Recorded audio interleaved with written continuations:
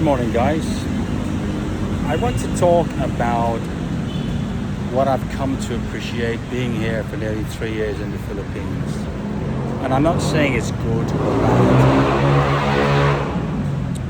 It's a form of indifference, yet still observation that's crucial, perhaps more so for the local people, the inhabitants, the Muslims, or the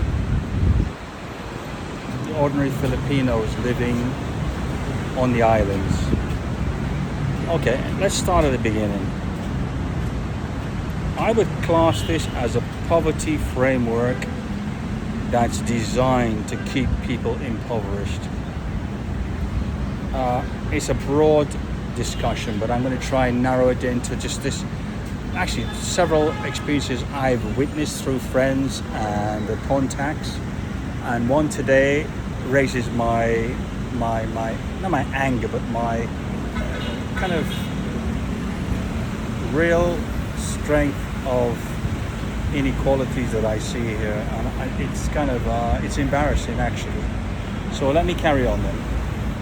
I have another friend, who is in Dumaguete. She and her brother and daughter have been trying to come to Manila to work, and because of the prerequisites for provincials traveling to the cities, they require what's called a national ID, which allows them to travel to those anywhere in the islands and to work and to live basically as a normal person there, right?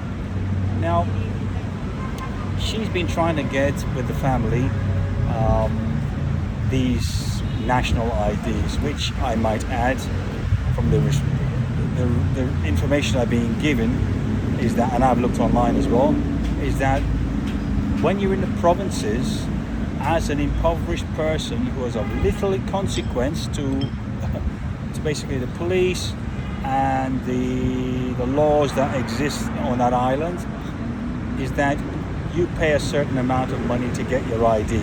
If you get a temporary ID for 3 months maximum, it allows you to travel to a specific place, but you're still under an awful lot of exclusions.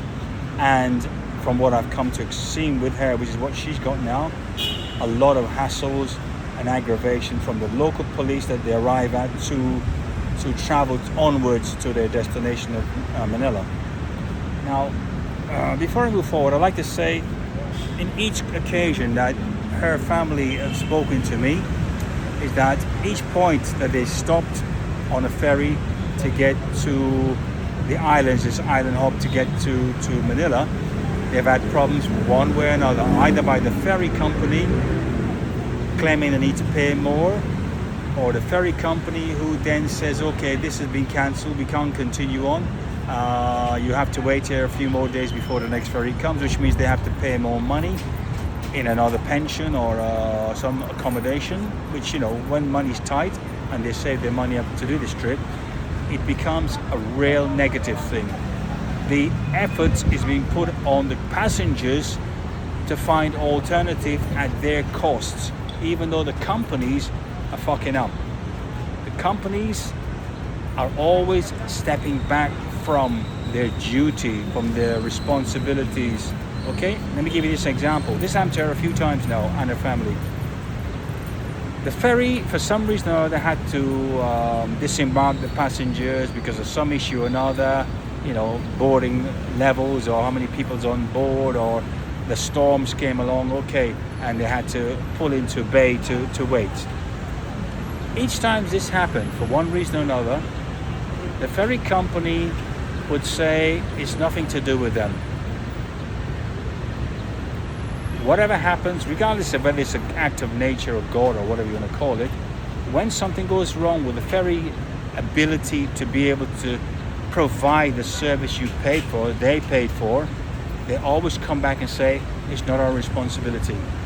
Or what we've done is, we've fired the person who booked your ticket. Or we've had to change the rules because new rules have just come in. Yeah, they take your money, agreed on a rule that was set at the time you took that payment, and they took your money, her money, their money, and then they change it along the traveling period of journey and change it to what suits them, because to leverage more money from their passengers.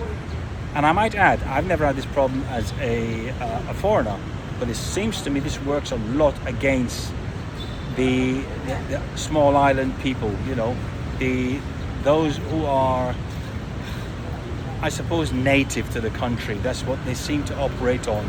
And that's why I say this framework of keeping the impoverished poor seems to be an act that's deliberate. It's deliberate.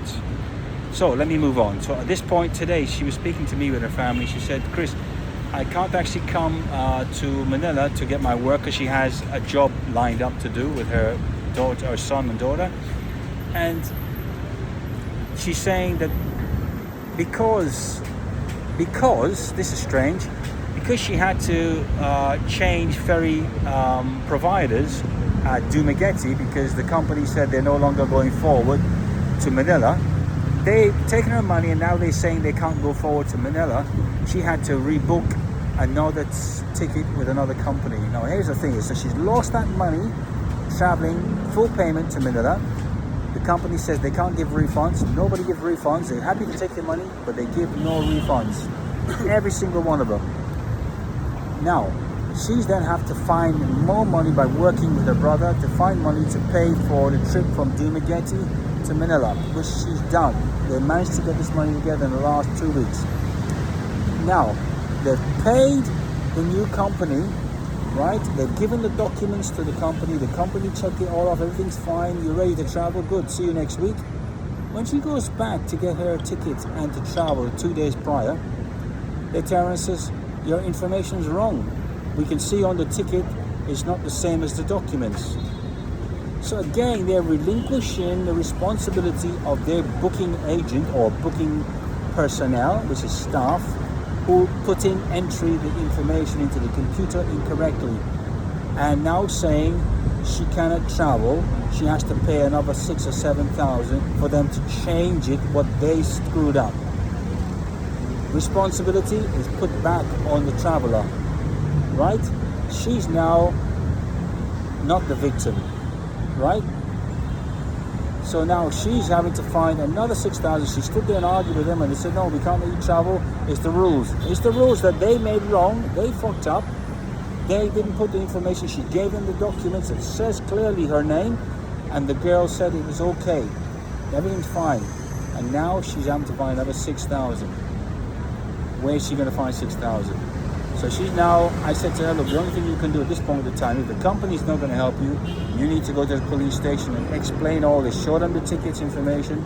Let them see this was not an error on your part.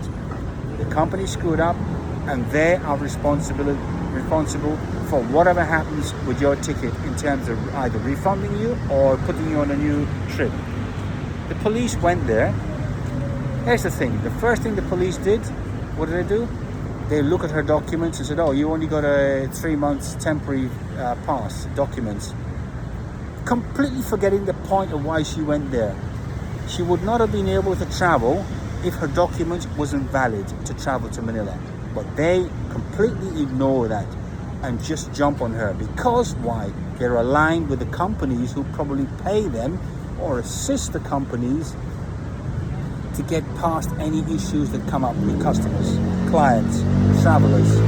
So now the police is saying, look, oh, you can't be staying here much longer now. You need to pay the 6,000. She took them to the ferry terminal, and they said, oh, the ferry people, they know what they're doing. Even though, you know, the error is wrong on here, you still need to pay this money before you can travel. Completely removing the fact that this was an error on the company's part, the ferry company's part. Completely removed that, and they threw it back in her face to find the money, right? And she must also get it done, otherwise she has to leave and go back to where she came from. Everything is against the individual who's trying to better themselves, who did pay the money for the documents. I think it was 10,000 she paid for the family. so that they can travel. And now the government that they're in another island, en route to traveling to where she's destination is, are dropping the hammer on them. It's diabolical, and I am fucking angry when I see this kind of shit going on here. Instead of being on the side of the community, the police are there to provide a service for the community, for the citizens. They're providing service and cover for the corporates, the entrepreneurs, those with wealth and money who maybe, I assume, giving backhanders or giving assistance to this so-called policing, or what do you call it? Purging of people who have, by rights, did the correct things to arrive where they're supposed to go.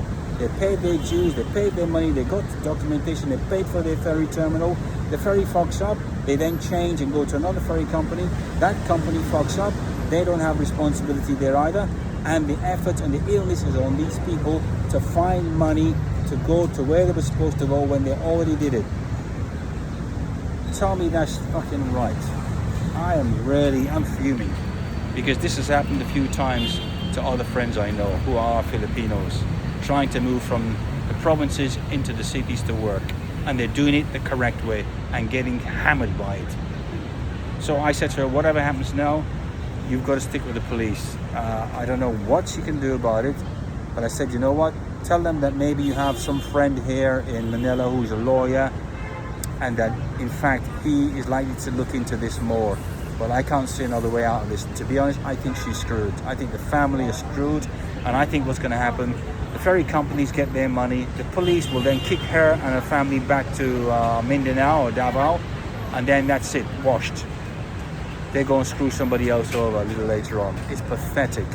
And I am going to write about this and YouTube it and everything I can, because this is not acceptable. And I'm a foreigner. I'm disconnected from this, but I can't see people getting usurped and basically degraded in such a way, financially too. All right, guys, that's enough from me.